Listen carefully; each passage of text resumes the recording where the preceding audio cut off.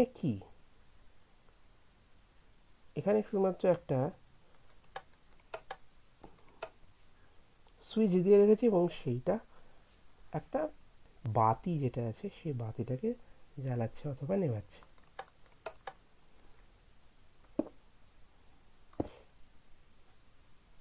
এটা হচ্ছে একটা লিভার এবং এটা দুটো ভ্যালু দিচ্ছে, অন অথবা অফ। এবং এই দুটো ভ্যালু কি করে এলো? প্রথম কথা, অ্যারিস্টটলের সময় সিলজিজম বলে একটা জিনিস ছিল, মানে কি করে সত্যি আর মিথ্যের ব্যাপারে আমরা গণনা করতে পারি, এইসব জিনিস আমরা কী করে ডিল করি নিয়ে, দুটো জিনিস নিয়ে, দুটো স্টেটমেন্ট নিয়ে আমরা কী করে সত্যতা যাচাই করব। সেই স্টেটমেন্টগুলো হচ্ছে প্রপোজিশন। এবং প্রপোজিশন কি?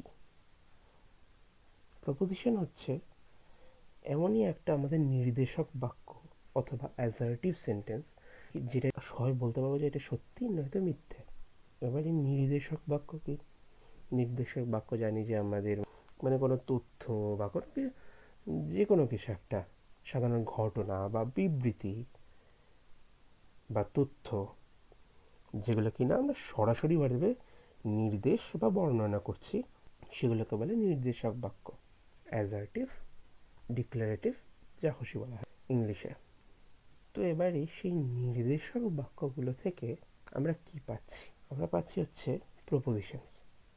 সব নির্দেশক বাক্য কিন্তু প্রপোজিশন হয় না, শুধুমাত্র যেগুলো কিনা সত্যতা বা মিথ্যে যাচাই করা যাবে সেগুলোই প্রপোজিশন হয়। যেমন ধরুন আমাদের 2+2 হচ্ছে 4, এটা একটা হচ্ছে প্রপোজিশন, কারণ আমরা এখানে সত্যি বা মিথ্যে কথা বলছি। 2+2 ইজ নট 4, এটা হচ্ছে মিথ্যে, কিন্তু এটা হচ্ছে একটা প্রপোজিশন, কারণ আমরা একটা নির্দেশক বাক্য দিচ্ছি, 1 নম্বর। 2 নম্বর হচ্ছে আমাদের হয় সেন্টেন্সটা হয় সত্যি হচ্ছে নয়তো মিথ্যে হচ্ছে। অ্যারিস্টটল এসব প্রপোজিশন নিয়েই কিন্তু আসলে ডিল করেছিল। তারপরে জর্জ বুল এলো এবং জর্জ বুল শুধু একটা প্রপোজিশন নিয়ে কারবার করেনি, একাধিক প্রপোজিশন নিয়ে কারবার করেছিল। শুধুমাত্র একটাতে হ্যাঁ বা না বা অন বা অফ বা শূন্য বা এক এইসব বলেনি, একাধিক জিনিস নিয়ে বলেছিল। এবং এই একাধিক জিনিসগুলোকে আপাতত আমি অব্যয় হিসেবে বলছি, কিছু কিছু অব্যয় দিয়ে আসলে কানেক্ট করত। এইগুলোই হচ্ছে আমাদের কম্পাউন্ড প্রপোজিশন। যেমন ধরুন আমাদের এখানে এটা কি?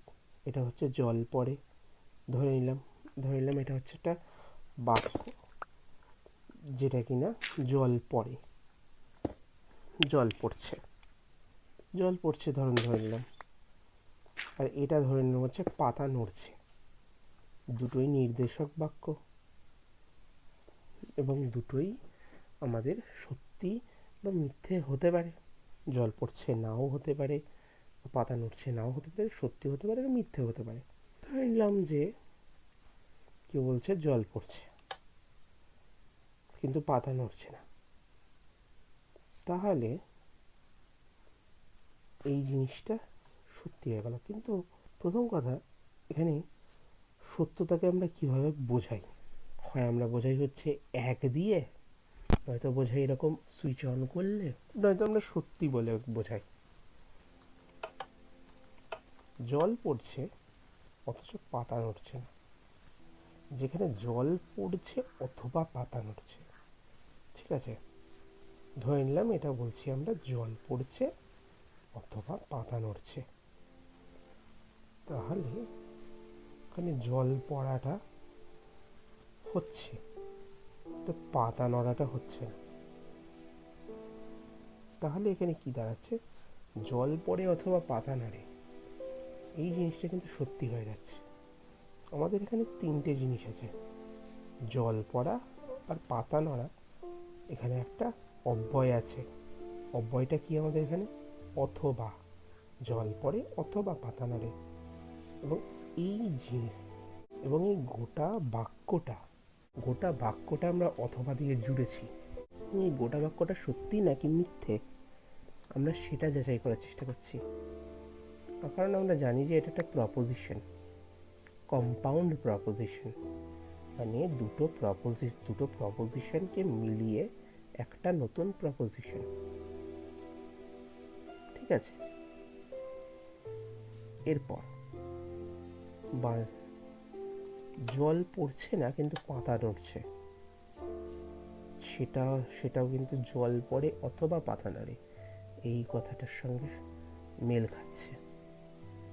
জল পড়ে এবং পাতাও নড়ে, তাহলে জল পড়ে অথবা পাতা নড়ে এই কথাটা কিন্তু সত্যি হয়ে যাচ্ছে। তাহলে কি দাঁড়াচ্ছে? জল পড়ে এবং পাতা নড়ে কথাটা কিন্তু সত্যি হয়ে যাচ্ছে। এরপর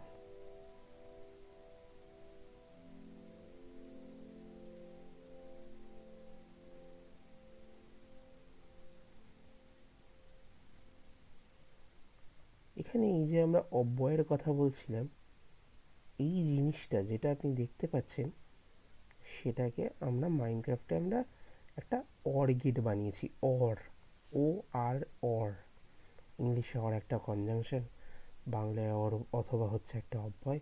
ঠিক তেমনভাবেই আমাদের এখানে অর গেটটা হচ্ছে দুটোর মাঝখানে জুড়েছে, দুটোকে জুড়েছে এমনভাবে যেটা কিনা আমাদের সত্যতা যাচাই করার জন্য একদম উত্তম, অত্যুত্তম। এবারে অথবার জায়গায় যদি আমরা করে দিই এবং,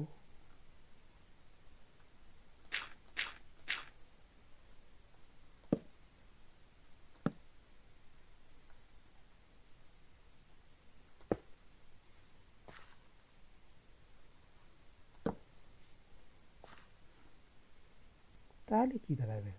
প্রথমেই আমরা দেখে নিচ্ছি জল পড়ে কিন্তু পাতা নাড়ে না। তাহলে আমরা কিসের সত্য যাচাই করার চেষ্টা করছি? যে জল পড়ে এবং পাতা নাড়ে। জল পড়ে এবং পাতা নাড়ে কি না, তো জল পড়ে না এবং পাতা নড়ে, জল পড়ছে না কিন্তু দুটোই দরকার, কারণ আমরা এখানে এবং বসিয়ে দিয়েছি। জল পড়ে এবং পাতা নাড়ে, তাহলে আমরা দুটো সত্যি করে দিই। জল পড়ে এবং পাতা নাড়ে দুটোই সত্যি, সত্যতা যাচাই করে ফেলেছি যে এটা সত্যি। জল পড়ে এবং পাতা নাড়ে, এখানেও আমাদের একটা অব্যয় যুক্ত হলো। এই অব্যয়টা হচ্ছে এবং, আমাদের এই গেট, এই জিনিসটা আমরা যেটা বানিয়েছি সেটা হচ্ছে মাইনক্রাফটে আমরা অ্যান্ড গেট আমরা বানিয়েছি। অ্যান্ড গেটের বিভিন্নভাবে দেখানো যায়, কিন্তু আমরা এটা সবচেয়ে সোজাটা আমরা ব্যবহার করেছি। এবারে আমরা শেষের দিকটায় আসি, যেটা কিনা হচ্ছে নট গেট। এবারে হচ্ছে নট গেট। নট গেট হচ্ছে বিপরীতার্থক, বিপরীত। আপনি যেটা বলবেন তার ঠিক উল্টোটা হবে। ধরুন আমি বলছি যে এখানে কিছু নেই, এটা উল্টে গেল, এখানে কিছু আছে। আমরা যদি কিছু ঠিকঠাক চাই তাহলে উল্টে যাচ্ছে, মানে যদি অন হয় তাহলে এটা অফ হয়ে যাচ্ছে, যদি অফ হয় তাহলে এটাকে আমরা অন করে দিতে পারছি।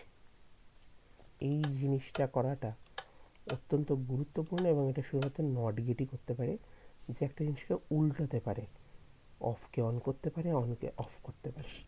ধরুন কিছু একটা তাহলে হয় নয় লিখে দিলেন, তাহলে সেটা হয়ে গেল হয়টা নয় হয়ে গেল।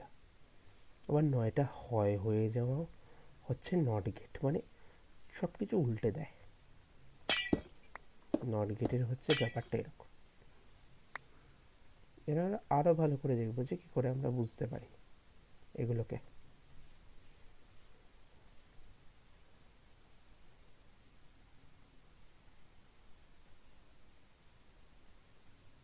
এখানে একটা দেখতে পাচ্ছি যে একটা ছক ছক টানা আছে, যে এখানে এরমভাবে জিনিস কিছু কিছু লেখা আছে 0 আর 1 দিয়ে।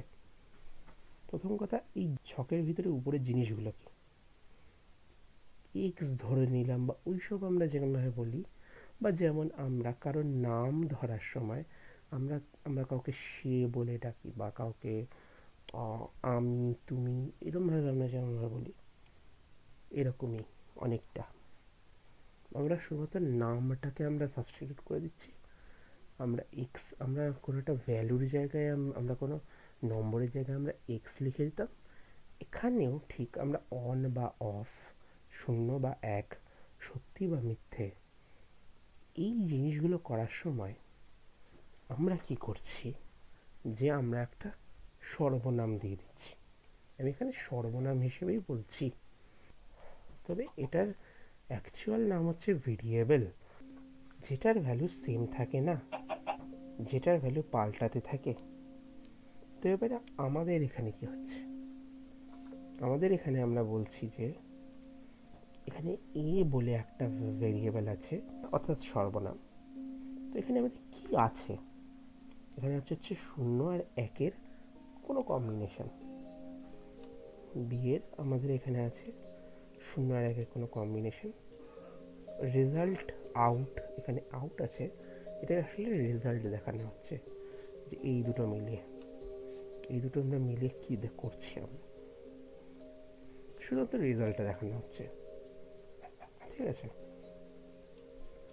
তো এবারে আমরা এখানে এই রেজাল্টটা কিসের, এ অর বি, এখানে আসলে এ অর অর বি, এই ব্যাপারটা হচ্ছে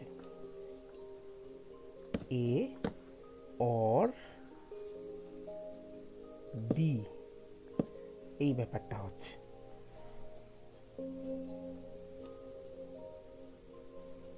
এই ব্যাপারটা হওয়ার কারণে আমরা কি করছি, এ অর বি হচ্ছে, এবং আমরা কি করছি, আমরা একটা ছক কেটে নিয়েছি, যে এখানে 0 আর 0 হলে 0 হচ্ছে, এখানে 0 মানেটা কি, 1 মানে এটা কি, 0 মানে হচ্ছে অফ, আর 1 মানে হচ্ছে অন। ঠিক আছে, এবার থেকে 0 মানে হচ্ছে অফ, আর 1 মানে হচ্ছে অফ। 0 দিলাম আর 0 দিলাম, হয়ে গেল হচ্ছে 0। 0 দিলাম আর 1 দিলাম, হয়ে গেল 1। 1 আর 0, 1 হয়ে গেল। কিন্তু এখানে মানেটা কি দাঁড়াচ্ছে, এখানে দেখুন যে দুটোই যখন অফ থাকছে তখন অফ থাকছে, যে কোনো একটা হয়, এটা একটা অফ, এটা অন, এটা অন, এটা অফ, যে কোনো একটা অফ থাকলে 1 হয়ে যাচ্ছে। এবারে দুটো সুইচই যখন আমরা অন করে দিচ্ছি তখনই কিন্তু আমাদের 1 হয়ে যাচ্ছে, মানে হচ্ছে অন হয়ে যাচ্ছে, সেটাও অন হয়ে যাচ্ছে। মানে শুধুমাত্র তখনই অফ থাকছে যখন দুটোই যখন অফ থাকছে। অর্থাৎ আমরা কি বলার চেষ্টা করছি, এটা ধরে নিলাম এ আর এটা ধরে নিলাম বি, একটাকে একটাকে করছি, একটা জ্বলছে, একটাকে করছি, একটা জ্বলছে, ঠিক তেমনভাবেই একটাকে করছি, একটা জ্বলছে, বাকি সবসময় অফ থাকছে। দুটোকে জ্বালালেই জ্বলছে, মানে যে কোনো একটা হলেই হলো।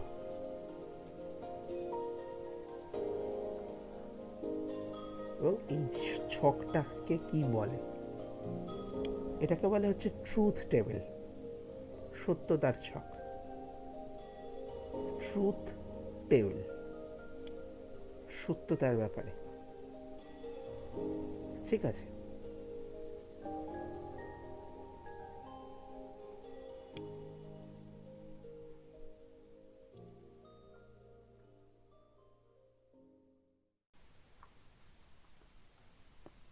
এইটা দেখুন,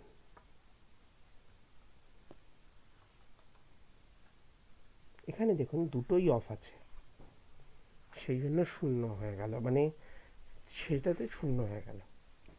কিন্তু যে কোনো একটা যখন অন আছে তখনও কিন্তু শূন্য, শুধুমাত্র যখন দুটোই জ্বলছে তখন এক হয়ে গেল। এটার মানেটা কি দাঁড়ায়?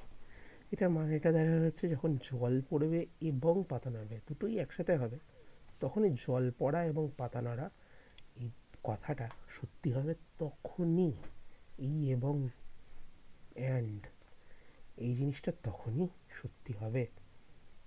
ঠিক আছে, সত্যতার ছক আমাদেরকে এভাবে শেখায়।